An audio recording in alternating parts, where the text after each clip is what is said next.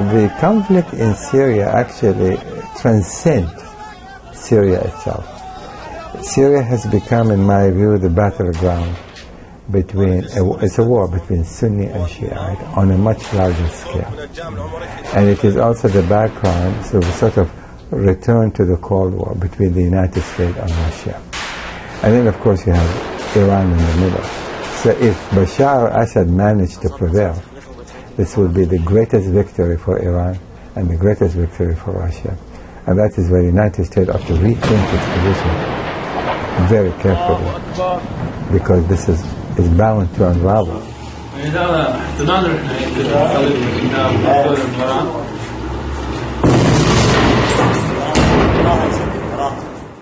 The main factor that's keeping him in power is the fact that the Obama administration has not taken a solid policy on Syria and still is hesitating and not making any decisions on Syria. So. A bandeira do regime sírio tem 2 estrelas. É que ela foi herdada da época em que Síria e Egito eram um país só, a República Árabe Unida. As 2 estrelas representavam as 2 nações, unidas para enfrentar o inimigo comum, Israel. Durou pouco, apenas 3 anos, de 1958 a 1961.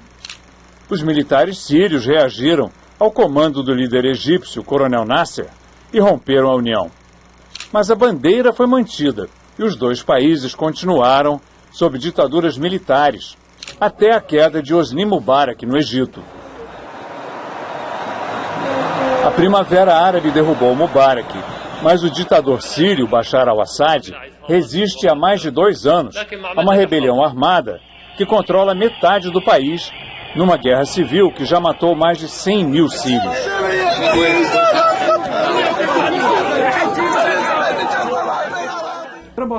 Para saber como os novos acontecimentos no Egito afetam a Síria, o Sem Fronteiras conversou em Nova York com o cientista político Alon Ben Meir, da New York University. Bilateral relations between Syria and Egypt were not good, specifically since the uprising in Syria. President Morsi at the time, subsequently when he came to power, he condemned the government crackdown on the rebels. And so the relationship were extremely strained. But the second point is that Bashar al-Assad wanted actually to prove a point. He said, look, political Islam does not succeed. Egypt provides a perfect example of that. And so he might have been able to strengthen himself a little bit, as a matter of fact, in the eyes of Western powers. The Muslim Brotherhood in Syria that his father, Hafez Assad, crushed many years ago, they are part of the rebels, right? They are part of the rebels. But are they close to the Egyptian Muslim Brotherhood? There is definitely affinity between all Muslim brotherhoods in the Middle East, be that in Jordan, in Syria, certainly in Hamas and Gaza. However, that said, they do not necessarily stand or support everything that is taking place in the Middle East. So they differ in terms of their support the various events that are unfolding. No Golfo Árabe estão combatidos, irmã muçulmana, e não tem voz. Mas, vamos falar, no Líbano são fracos. Agora na Síria são fortes. E com essas ondas também agora de estrangeiros radicais que vêm de Líbia, que vêm de Afeganistão, de Paquistão, etc. Mas, não, de Irã não, porque Irã são xiitas. E Irã estão apoiando o regime do Bashar al-Assad junto com Hezbollah. E claro, agora, com a queda de Irmandade Muçulmana, isso vai afetar a região, vai afetar até o Ocidente. Por quê? O Ocidente vai refletir agora. A Irmandade Muçulmana que aconteceu, a maioria do povo egípcio rejeitou o monopólio deles. Então eles vão refletir agora e com o negócio a partir do apoio deles para os rebeldes sírios. Porque pode acontecer o pior. Com Bashar al-Assad, o regime dele, apesar de tudo que podemos falar, mas ele, por exemplo, é um regime laico. E esses rebeldes são dirigidos por maioria Al-Qaeda e maioria salafistas, radicais, fanáticos de todo lugar. Al-Qaeda, notoriously known to take advantage of any instability anywhere. And for them, this is a wonderful opportunity, having been operating in Iraq against the Shiite community. Of course, they are working in concert with Jabhat al-Nusra, which is affiliated itself with Al-Qaeda, and the representative of the Iraq Islamic State, led by al-Baghdadi. So between the three of them, right now they're cooperating because they have a sort of common enemy. But I suspect that over time we may see them fighting against one another.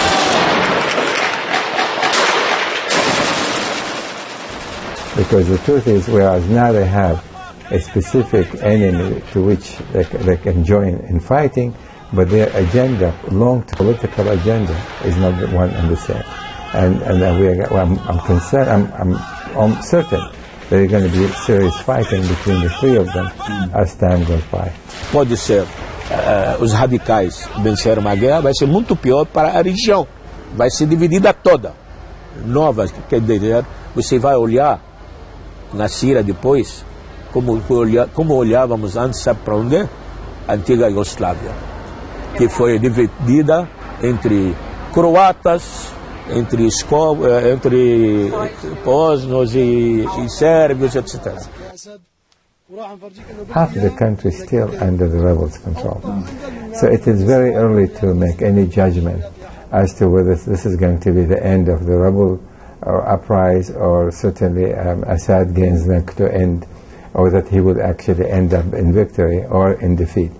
This is going to continue for a while until there is an intervention by perhaps the United States, not directly, but by providing the rebel perhaps with the kind of weapons, specifically anti-aircraft and anti-weapon system, that could make a difference in terms of the equation between the two sides.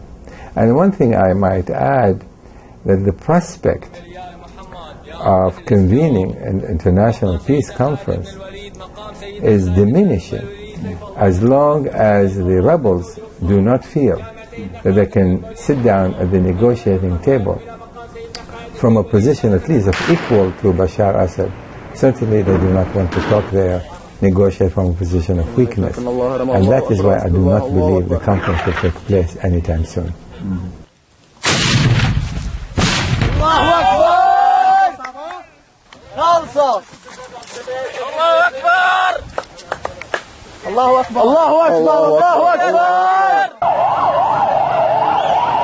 Um carro-bomba em Beirute desperta lembranças de um período sombrio na capital libanesa, quando o país se despedaçava em guerra civil.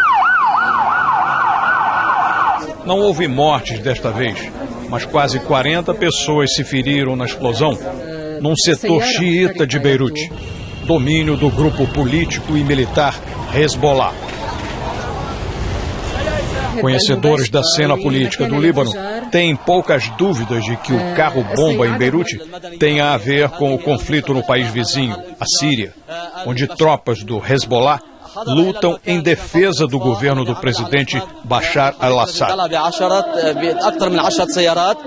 Enfrentam uma mistura de grupos rebeldes que pouco se entendem entre si e recebem apoio de americanos e europeus sem muita convicção, porque Washington, Londres e Paris temem o radicalismo de alguns militantes.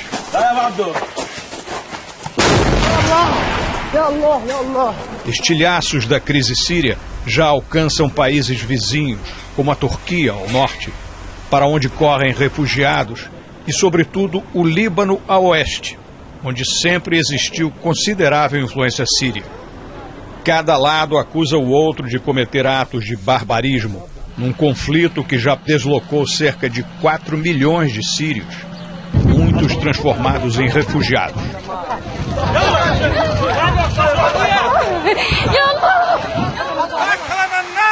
O grupo xiita Hezbollah tem enorme influência política no Líbano, domina o governo e agora desperta na população libanesa o medo de que a atuação de seus militantes ao lado do governo sírio acabe trazendo para casa o conflito no vizinho. Reacenderia então nova guerra neste país que já passou por tantas delas nas últimas 3 décadas. The political forces in Lebanon have always maintained a very fragile balance. Christians, Sunnis, Shias, Druze, and all that. With this crisis next door, is that balance in danger? Well, you see, one has to revise what we mean by delicate balance in Lebanon. This, what we call a delicate and fragile balance, has proved to be much more solid than the dictatorships which we thought were very strong in the region. So you have a country where all the communities share power and they've reached a consensus and they have a political process which in a way guarantees that no group will take over totally, and a weak government. And this has proven to be much more stable than a strong state with a strong dictatorship which people are revolting against in the whole region. So in a way, that model of the strong state is a very much of a 20th century model which existed throughout the region. And Lebanon never achieved that kind of strong state. We sort of skipped the 20th century, if you like. So having skipped the 20th century, Lebanon is now ahead of the game, because all the region are dismantling those strong states that were built in the 20th century. And they will have to learn to live together in the same way as the Lebanese do.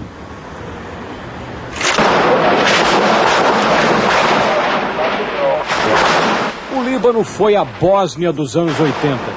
Uma guerra civil que arrastou cristãos e muçulmanos em confronto violento de religião e poder. Palestinos, sírios e israelenses se envolveram, abrindo o caminho para a intervenção de tropas americanas, francesas e italianas.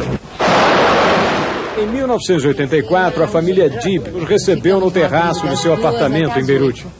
Ainda era vivo o Sr. Suleiman, que logo depois morreu do coração. Passaram dias de aperto na guerra. O casal de filhos, adolescentes, dizia que sentia medo, mas tentava se acostumar. Não queria dormir, não queria fazer nada. Quase 12 anos depois, Renata e Mark moram na mesma casa, mas levam outra vida. Ela se formou em biologia, pós-graduação em administração hospitalar, na Universidade Americana em Beirute, onde trabalha. O que mudou na vida de vocês? Não vou dizer que está ainda normal, porque está ainda falando muita coisa para ser um país normal, mas dá para sair, dá para viver, aproveitar a vida, né? Na véspera de nossa volta ao apartamento, Mark se formou em administração comercial na vizinha Universidade Americana de Beirute. Mal lembrava o menino que na visita anterior brincava com soldadinhos de chumbo no terraço e colecionava souvenirs de guerra, como cartuchos de balas encontrados na vizinhança. Já foram parar? Cadê os estilhaços? Cadê os soldadinhos? Joguei tudo. Joguei, tudo foi no lixo. Daquela fase mais perigosa, daquela fase da guerra, qual é a lembrança mais marcante, boa ou má, que vocês têm? Nossa, foi aquele dia que eu estava dormindo na minha cama, que eu levantei para ir pro banheiro e quando voltei para minha cama, achei um estilhaço no meu travesseiro.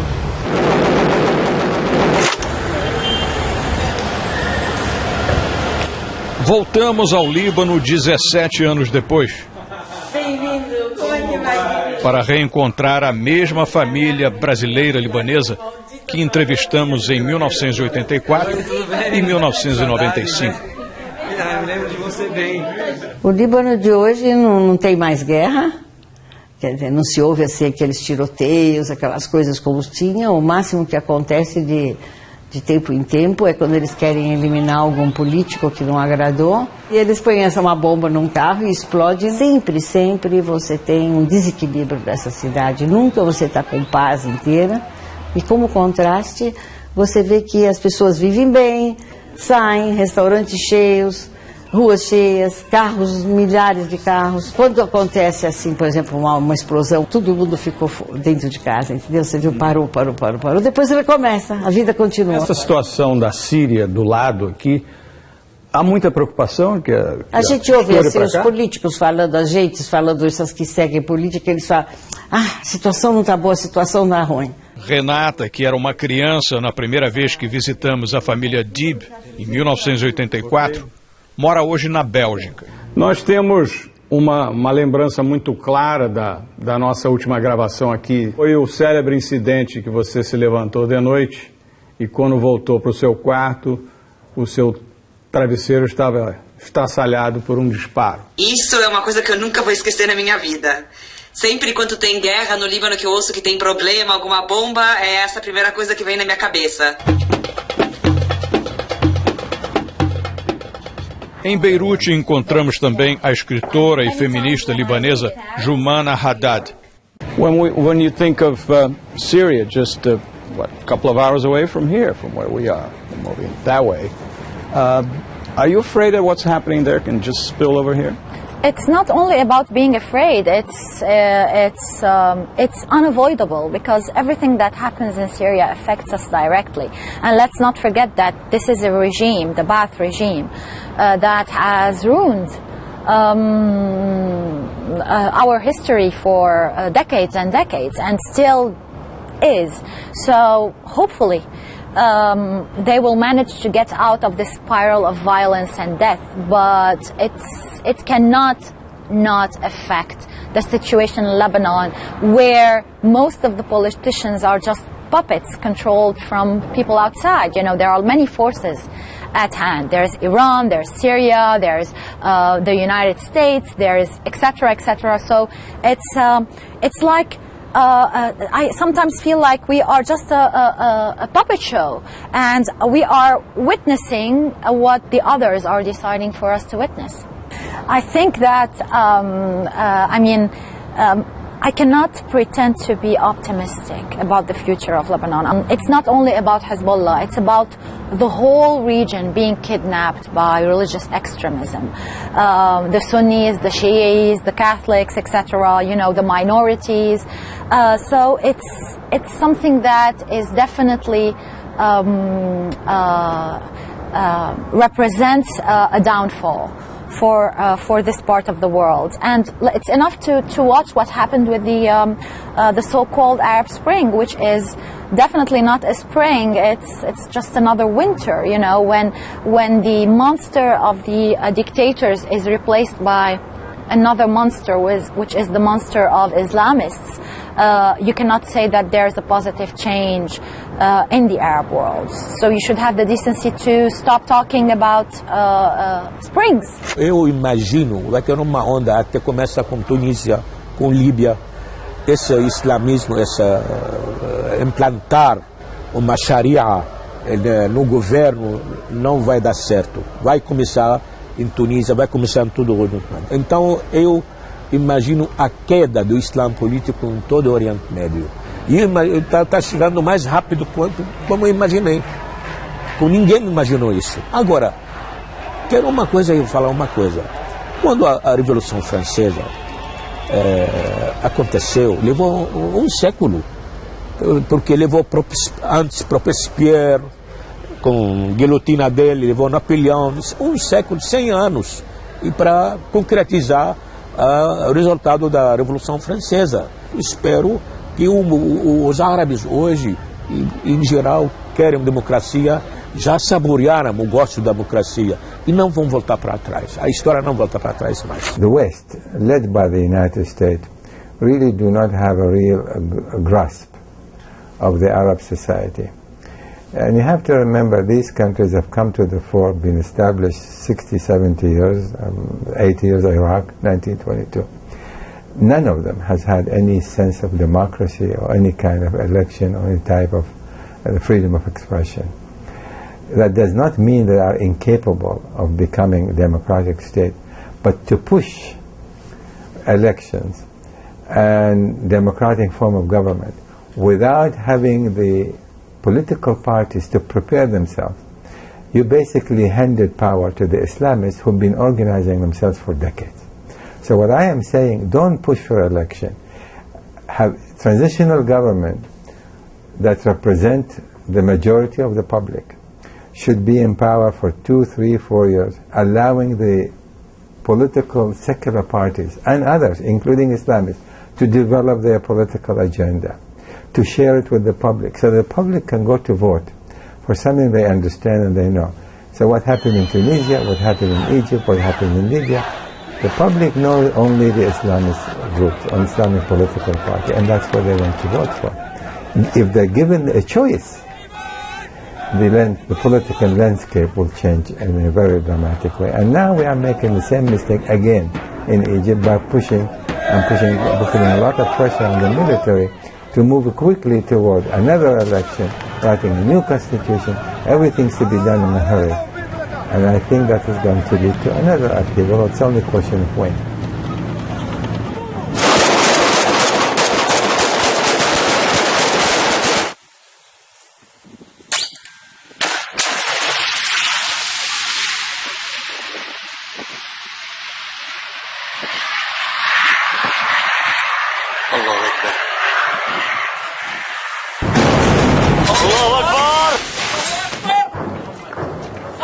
تكبير روح ما في على خالد روح تكبير الله اكبر الله